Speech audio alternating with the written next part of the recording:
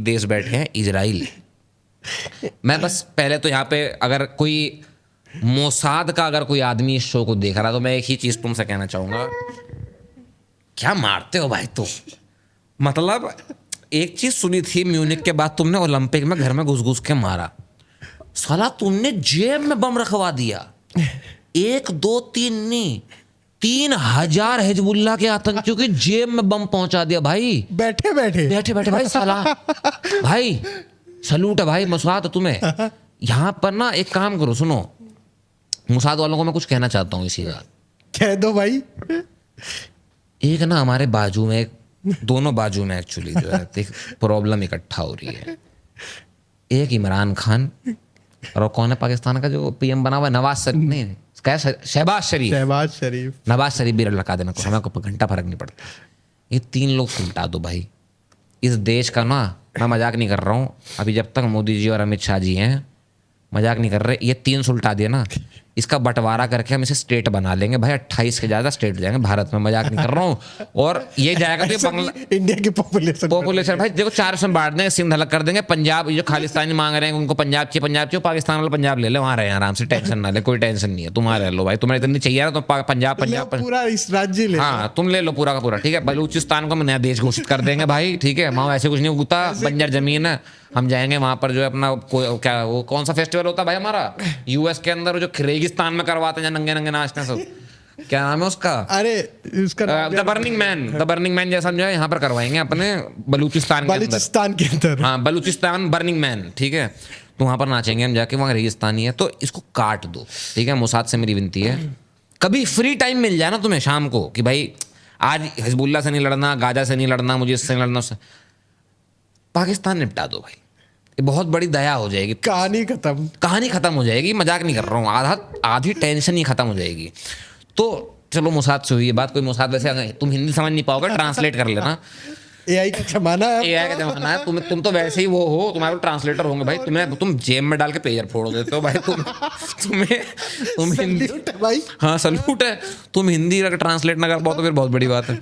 तो भाई मैं चौंक गया था, ठीक है। चलिए बांग्लादेश से आते हैं थोड़ा सा हिजबुल्लाह पे, क्योंकि अभी जो है रिपोर्ट से कह रही हैं कि इजराइल बौखला चुका है। इजराइल कह रहा है कि भाई देखो ऐसा है, हमें अमेरिका भरोसा ना है, ट्रंप आ गए तो आ गए, चलो अच्छी बात है। इन केस भी कमाला हैरिस आई तो भाई धरती पे शायद हम बच नहीं पाएंगे, कि वो क्या कोई नहीं बच पाएगा, मैं बोल रहा हूँ कमाला हैरिस आ गए, तुम समझ लो यार, समझो। देखो कमाला हैरिस ना, अब हम कम्युनिस्टों की बात कर रहे थे, Kamala Harris hard core communist है, उसका बाप लेफ्टिस्ट से भी ऊपर एक लेवल होता है कम्युनिस्ट का। लेफ्टिस्ट का ये होता है कि भाई कहीं ना कहीं लिबरलिज्म की साइड पे होते हैं वो, कि भाई सबको आज़ादी दो, यूनियंस बनाओ, ठीक है, इनइक्वालिटी नहीं होनी चाहिए, ठोक के लेंगे आज़ादी, हाँ ठोक के लेंगे आज़ादी वाले, वो लेफ्टिस्ट और कम्युनिस्ट के बीच में होते हैं, वो थोड़े हाई प्रोफाइल। लेफ्टिस्ट ये नहीं कहता कि मुझे आज़ादी चाहिए, मतलब एक डिक्टेटरशिप, हाँ वो वाली जो कैटेगरी है ना कम्युनिज्म, वो कम्युनिस्ट है, वो कहते हैं कि भाई हम ही राज करेंगे, हम ही नियम कानून बनाएंगे और कोई नहीं होना चाहिए। तो ये जो आज़ादी वाले हैं ना, ये आज़ादी इसलिए मांग रहे हैं क्योंकि इनको कम्युनिज्म स्थापित करना है, ना कि इनको डेमोक्रेसी में अपने नियम कानून अपने फेवर में करवाने हैं। कमाला हैरिस का बाप हार्डकोर मार्क्सिस्ट था, वही कम्युनिस्ट, ठीक है।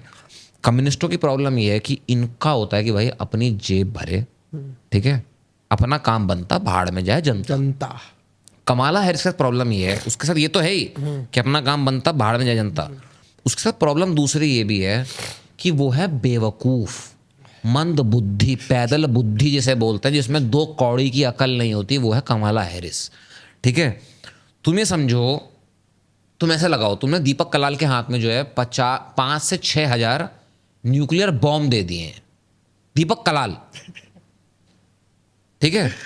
तो मैं ये कह रहा हूं, खुद इमेजिन करो इस चीज को कि तुमने दीपक कलाल के हाथ के अंदर 5000 न्यूक्लियर बॉम्ब दे दिए। तो ऐसे इमेजिन करो तुमने राखी सावंत के हाथ में 5000 न्यूक्लियर बॉम्ब दे दिए हैं।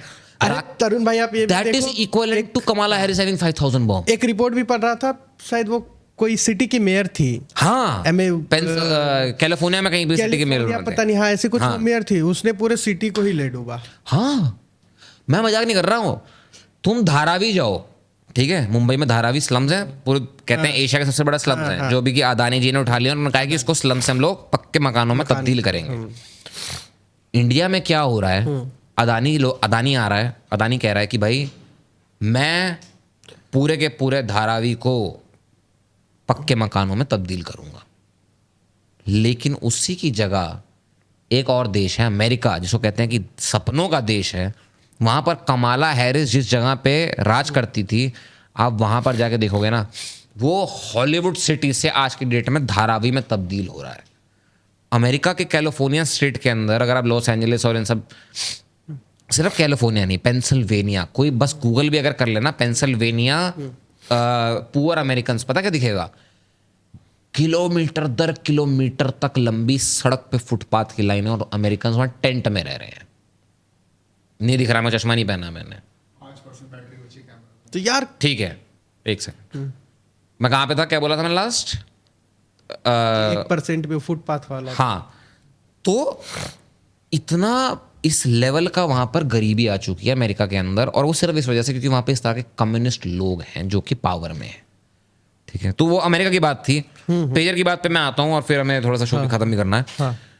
तो पेजर के साथ मुझे यही दिखा कि भाई अगर आपको अपने दुश्मन को पेलना है, अगर उसको मारना है, तो आपको किसी की परमिशन की जरूरत नहीं है आज की डेट में, क्योंकि इंडिया ने भी ऐसा कुछ किया था कनाडा में। ठीक है, मानते हैं, जो कोई देश एक्सेप्ट नहीं करेगा कि मैंने कवर्ट ऑपरेशन किया। इजराइल कभी नहीं आके कहेगा कि मैंने जो है मारा था, कभी नहीं कहेगा, क्योंकि अगर उसने बोल देगा तो फिर इंटरनेशनल स्टेज पे गलत हो गया ना।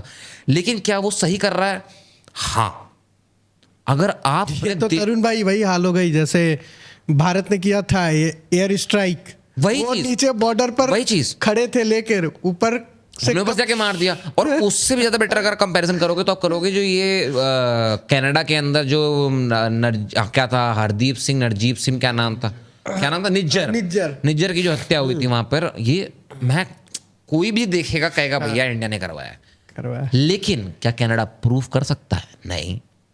क्या हिजबुल्लाह प्रूफ, क्या लेबनान प्रूफ कर सकता है कि पेजर इजराइल ने फाड़े? और क्या करके दिखाए फिर? बस वही चीज है। तो मैं ये देख रहा हूँ कि आज की डेट में एडवांसमेंट, टेक्नोलॉजिकल वॉरफेयर, मुझे नहीं लगता कि वर्ल्ड वॉर 3 अगर होगा, उस तरीके का वर्ल्ड वॉर 3 होगा। वर्ल्ड वॉर 3 टेक्नोलॉजिकल, भैया फिर आपको जो है एक पॉटी भी करने जा रहे हो तो स्विच दबाने से आप डरोगे। यही तो बात है। आप ये सोचो कि जो इन्होंने पेजर फोड़े हैं, जो इनकी जेब में पेजर फट गए, इन्होंने पहले फोन को रिप्लेस करने के लिए, मोबाइल फोन्स को रिप्लेस करने के लिए पेजर को लेकर आए हिजबुल्लाह वाले। इजराइल वालों ने नकली कंपनी बना के नकली पेजर के अंदर नकली बम, असली बम लगा के इनको सप्लाई भी करती है। क्या बुद्धि है उन लोगों की, क्या बुद्धि उन लोगों की। और वो मस्त लेके घूम रहे हैं जेब में 6 महीने से, और सारे के सारे एक साथ फटते हैं। ये कितना बड़ा साइकोलॉजिकल इम्पैक्ट है कि भाई देखो। तरुण भाई ये देखिए कि 6 महीने बाद फटे हैं, तो इजराइल भी जो है मतलब इसमें पूरी तरीके से एक्सपर्ट हो गया, उसने ट्रायल भी कर लिया और गेम भी बजा दिया। और यही सही बात है, नहीं फटते तो कोई दिक्कत नहीं, हाँ नहीं फट गए तो चलो। लेकिन फटने थे, उनको अटैक, बट वो समय ढूंढ रहे थे कि हम ट्रिगर कब दबाएं, फटे कब। ये तुमको जब दिखा कि भाई हिजबुल्लाह पावर स्ट्रांग हो रही है, उन्होंने ट्रिगर दबा दिया। और यही बात है कि ये पूरा का पूरा जो बॉम्ब फोड़ा है ना, पेजर वाला सीन, ये साइकोलॉजिकल इंपैक्ट कितना बड़ा देगा इन लोगों को। जो बात कही, अब हिजबुल्लाह का कोई बंदा अगर घर में स्विच भी ऑन करने जाएगा ना, तो उसकी गांड फटेगी कि भाई ये दबा तो रहा हूं, ये फट ना जाए कहीं। ठीक है, वो अगर गाड़ी जाके अपनी गाड़ी स्टार्ट भी कर रहा होगा, उसकी फटेगी कि भाई मैं अगर इसको चलाऊं तो ऐसा ना गाड़ी स्टार्ट हो जाएगा, ये फट जाए। ये कितना बड़ा, अब वो डरेंगे। अगर वो अपनी बंदूक भी उठाएंगे ना मारने के, उनको डर लगेगा कि भाई ट्रिगर दबाए तो ऐसा नहीं हाथ ही फट जाए। तो ये बहुत बड़ा साइकोलॉजिकल इम्पैक्ट है, जो कि, और ये साइकोलॉजिकल वॉरफेयर भी है साथ साथ टेक्नोलॉजिकल के साथ। टेक्नोलॉजिकल वॉरफेयर तो है ही, ये साइकोलॉजिकल वॉरफेयर भी, कि आप अपने दुश्मन को दिमाग में डरा दे रहे हो कि भाई तुम्हें कहीं भी आके मार सकता हूँ, बच के रहो। ये मोसाद ने किया इस पूरे अटैक के साथ।